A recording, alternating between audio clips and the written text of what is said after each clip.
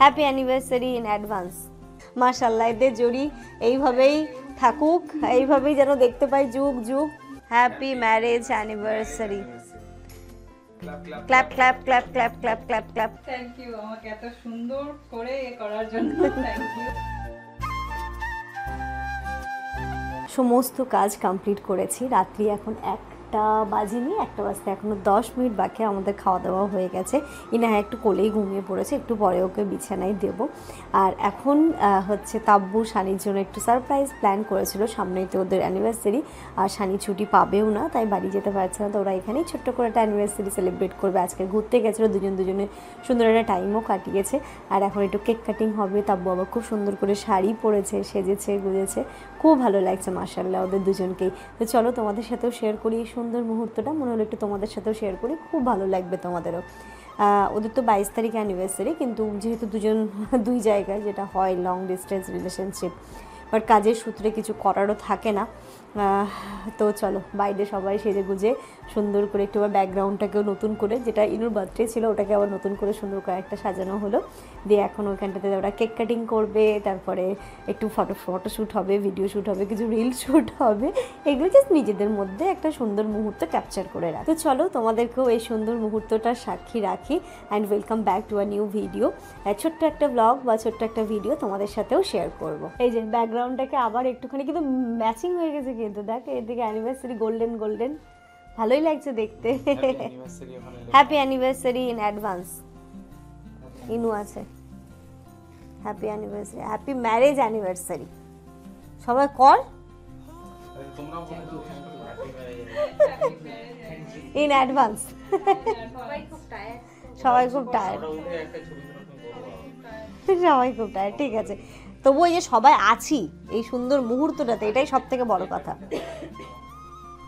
দুজনকে কে কার জন্য করেছে ফুলের বুকে? এখানে দাঁড়াতে হবে তো। ও আচ্ছা, সাকসেস ম্যারেজ। আচ্ছা আচ্ছা, তো এখানে এটা কে কার জন্য নিয়েছে?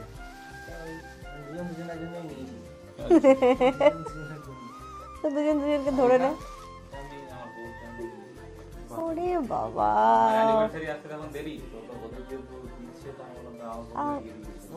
ভেরি সুইট, খুব সুন্দর লাগলো ব্যাপারটা, কিউট লাগলো। মাশাআল্লাহ, এদের জড়ি এইভাবেই থাকুক, এইভাবেই যেন দেখতে পাই যুগ যুগ, যে খুব ভালো থাকুক, সুখে থাকুক অ্যাকচুয়ালি। হ্যাঁ একদম একদম। আর আর নেক্সট ইয়ার এই সময় এখানটাতে আমরা আরেকজনকে দেখতে চাই, মিসিং পাচ্ছি। আমি বলেছি ফারাদকে, এইবারটা তোকে আমি সিঙ্গেল অ্যালাউ করলাম, এর পরের বার মিঙ্গেল না হলে তোকে আর নেমন্তন্ন করবো না। এইখানটা লাগবে, কারণ জব পেয়ে গেছে, আর কি, আর তো লেট করে লাভ নেই। নিজের কেরিয়ারেও এখন বিয়ে তো হবে। এ দেখো ওই জায়গাটা ফাঁকা, কেমন লাগছে না? ভালো লাগছে না? চলো কেক কাটিং করো। হ্যাপি অ্যানিভার্সারি এটা পাওয়া গেল, কোথায় ছিল? আচ্ছা, অনেক ফটোশ্যুট হলো, একদম দুটো কাপলই সুন্দর সুন্দর ফটোশ্যুট করলো, কিন্তু আমি যাইনি, আপাও যাইনি, আমরা নাইটি ম্যান হয়ে গেছি এখন। বসে দেখছিলাম, দর্শক পোস্ট করে দিলে মান সম্মানের ব্যাপার। হ্যাঁ, এখন হবে কেক কাটিং। দাঁড়াও সবাই নাকি? হ্যাঁ, তোমরা নাইট পরে আছে তাই কি এখানে দাঁড়াও। যাও যাও যাও, ওখানে যাও, সামনে যাও। আমি বলতেছিলাম হ্যাপি বার্থডে টু। কেন বসে? ও হ্যাঁ হ্যাঁ হ্যাঁ, বসে যা বসে। ও এতক্ষণ তোরা এর উপরে দাঁড়িয়ে এসব কর। দুটো পাপোশ দিয়েছে যাতে ওদের ঠান্ডা না লাগে, সেই জন্য। আচ্ছা আচ্ছা, না ধৈর্যটা থাকছে একটাই কারণে, সেটা হচ্ছে কি? ঠান্ডাটা। হ্যাঁ, ওয়েদার ভালো, তাই ওয়েদারটা ভালো, তাই গরম হতো না, বুঝতে পারছি। চলো শুধু আমাদের উদ্দেশ্যে কিছু কথা বলেন আপনারা। বলুন বলুন, আমি কি মাইক সেট লাগাবো নাকি? না, এখন আর লাগে না। সুস্থ থাক, ভালো থাক। হ্যাঁ, আমরা দুজনের মধ্যে আন্ডারস্ট্যান্ডিং যেন সবসময় খুব ভালো থাকে, দুজনকে বোঝার চেষ্টা করিস। শুভ বিবাহ বার্ষিকী, happy marriage anniversary. Clap clap clap clap clap clap clap. ইনুবদ এতক্ষণ সময় দেওয়ার জন্য। এইভাবেই যেন আমরা প্রতি বছর হাসি মুখে তোদের এই দিনটাকে একসাথে অ্যানিভার্সারি সেলিব্রেট করতে পারি, সবাই সবার হ্যাঁ পালন করতে পারি। ও clap clap clap clap club.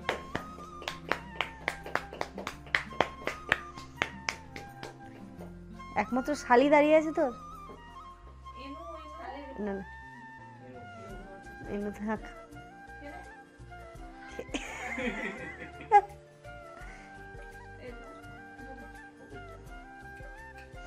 এই যে এখন হচ্ছে কেক খাওয়ানোর পর্ব। কেকটা সুন্দর আর রেড ভেলভেট তো ভালো লাগে। আজকে আমরা কিন্তু 3টে ফ্লেভারই খেলাম আলাদা আলাদা, তাই না?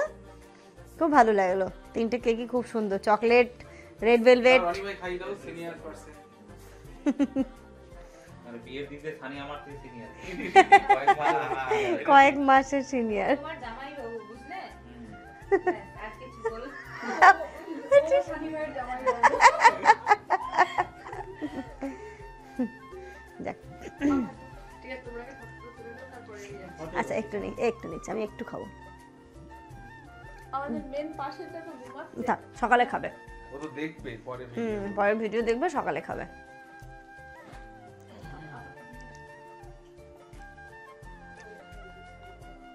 আপনি খান আগে, আপনি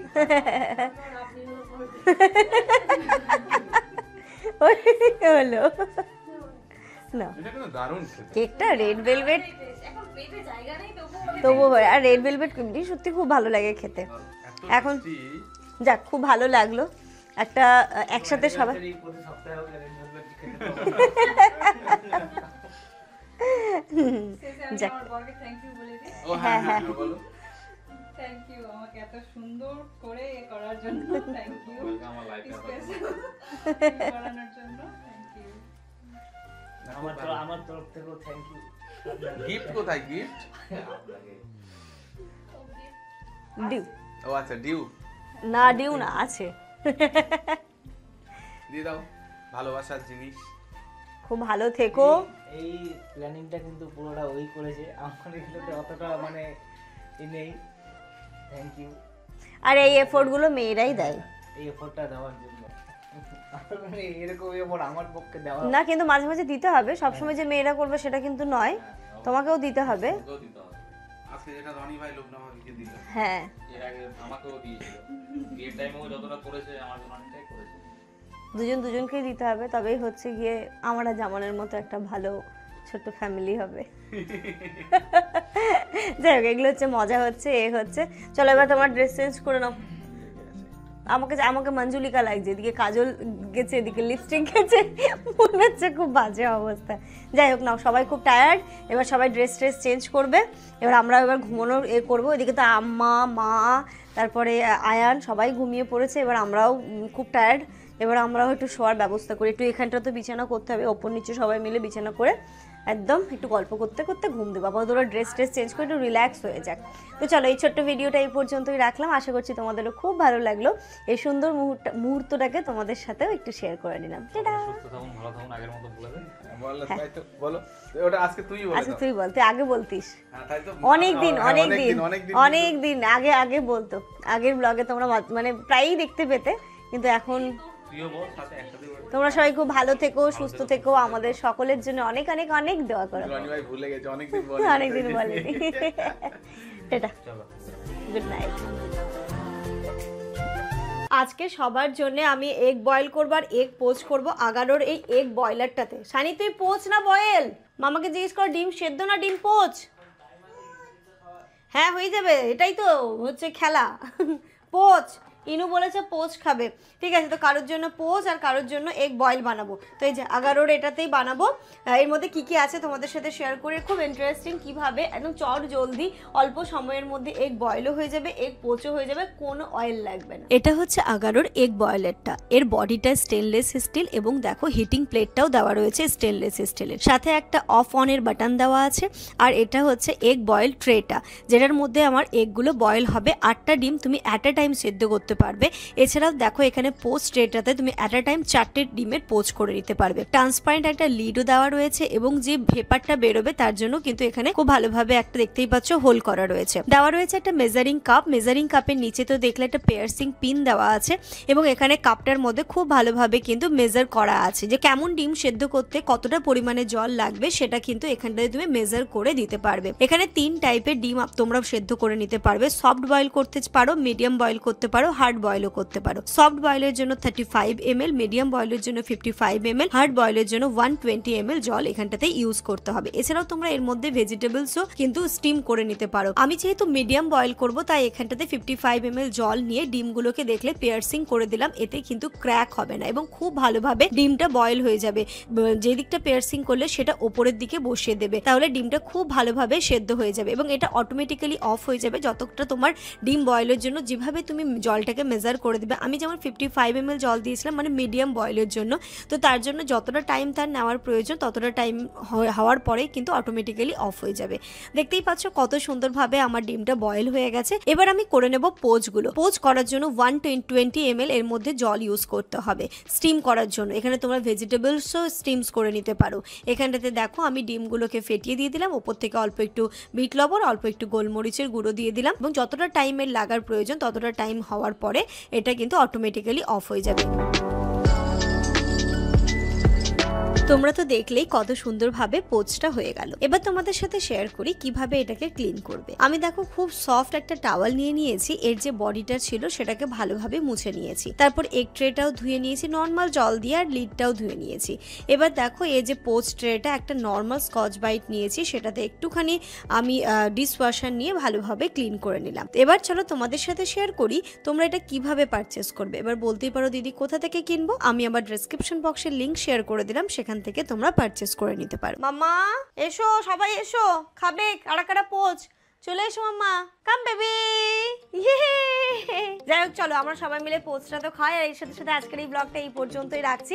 তোমাদের কেমন লাগলো অবশ্যই জানিও। তোমরা সবাই খুব ভালো থেকো, সুস্থ থেকো, আমাদের সবার জন্য অনেক অনেক অনেক দোয়া করো। টাটা। খাবে দেখো।